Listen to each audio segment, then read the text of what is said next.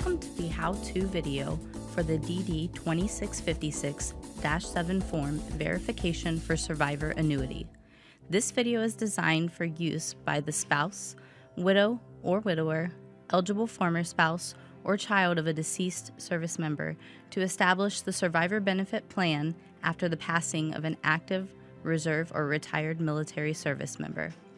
To avoid delays in receiving payment, make sure the form is signed and dated by the claimant or their legal representative.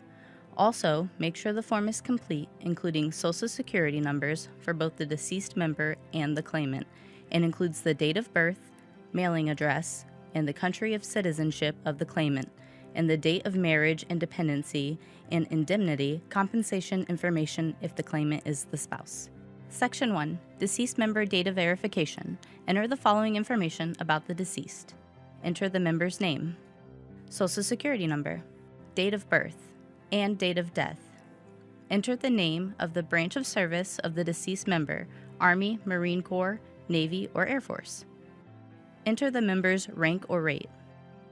Section 2. Claimant's Verification. Enter the following information about the claimant: name, Social Security number, date of birth, telephone number, and country of citizenship. If the claimant lives outside of the United States and not the member's child, a citizenship affidavit must be filled out and submitted. If the claimant is a non-resident alien, check the box. From the options, select the type of benefit claimed: Survivor Benefit Plan, Reserve Component Survivor Benefit Plan, or Retired Serviceman's Family Protection Plan. Select the claimant's relationship to the deceased member, either spouse, child, former spouse, or insurable interest. Enter the claimant's correspondence address. This is the address where all the mail will be sent. Section 3 is only completed if the claimant is the spouse of the deceased member. Answer yes or no. Was the claimant married to the deceased member on the date of death? If yes, enter the date of marriage in box 1.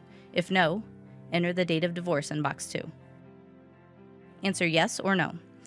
Does the deceased member have children under the age of 23? Or incapacitated children? If yes, enter the following information for each: name, Social Security number, and the date of birth in their respective boxes. Answer yes or no. Is the claimant receiving any other annuity from DFAS based on the military record of any other deceased military member? For example, survivor benefits from a previous marriage. If yes, enter the name of the deceased member's information into box 1, Social Security number into box 2, select the coverage type in box 3, and the monthly benefit amount in box 4. Section 4 is completed only if the claimant is the child of the deceased member. For claimants under the age of 18, a DD Form 2790 custodianship certificate of a minor child is also required. Answer yes or no. Is the claimant married? Answer yes or no. Is the claimant 18 years or older and a full-time student? For a child claimant over age 18 but under age 22 that attends school full-time, a DD Form 2788 Child Annuitant's School Certification is also required. The form is available on the Retired and Annuitants Pay Forms page. Section 5 is only completed if the claimant is the eligible former spouse of the deceased member. Enter the date of divorce from the deceased member. If the claimant remarried this member after divorce from the member, enter the date of remarriage. Section 6 is completed if the claimant is the spouse of the deceased member. Answer yes or no. Has the claimant applied for or is the claimant receiving DIC from the Veteran Affairs? If no, continue to Section 7. If yes, enter the VA claim number in box 1, the VA monthly award amount in box 2, and the mailing address of the VA office handling the account in box 3. In Section 7, the claimant or their authorized representative must sign in box A and date in box B. If signed by a legal representative, legal documents must be submitted. Here are some things to check. Is the form signed and dated by the claimant or legal representative?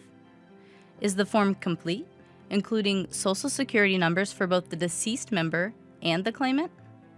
Includes the date of birth, mailing address, and country of citizenship of the claimant?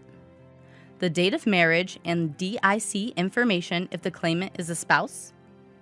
Have supporting documents to include the death certificate listing cause of death?